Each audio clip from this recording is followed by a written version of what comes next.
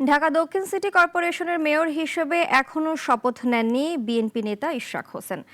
একদিকে যখন নগর ভবনের বাইরে বিক্ষোভ চলছে, অন্যদিকে তখন নগর ভবনে উন্নয়ন কার্যক্রম নিয়ে কর্মকর্তাদের সঙ্গে মত বিনিময় করেছেন তিনি। জিহাদুল ইসলামের রিপোর্টে বিস্তারিত। দুপুরে নগর ভবনের সভাকক্ষে ঢাকা দক্ষিণ সিটি কর্পোরেশনের বিভিন্ন প্রকল্প নিয়ে মত বিনিময় করেন বিএনপি নেতা ইশরাক হোসেন। পেছনে ব্যানারেও তার নামের নিচে লেখা ছিল মাননীয় মেয়র।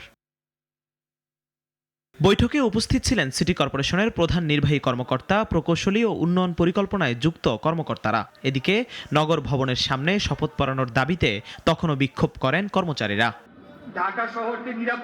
বিএনপি নেতা ইশরাক হোসেন জানান, জনগণের ভোটে নির্বাচিত প্রতিনিধি হিসেবে এলাকার উন্নয়ন এবং নাগরিক সেবায় তিনি কাজ করছেন। কনজারভেন্সি ইন্সপেক্টর অর্থাৎ পরিচ্ছন্ন পরিদর্শক যারা রয়েছেন, তারা দীর্ঘদিন যাবৎ আমার সাথে দেখা করতে চাচ্ছিলেন। তো আজকে আমরা তাদের সাথে বসেছি। এই আন্দোলন চলাকালীন সময় এবং বিশেষ করে কোরবানি ঈদের সময় তারা যে নিরলস পরিশ্রম করে ঢাকা শহরকে পরিষ্কার পরিচ্ছন্ন করেছে এবং মাঠে তারা কাজ করেছে, সেটার জন্য তাদেরকে ধন্যবাদ জানিয়েছি।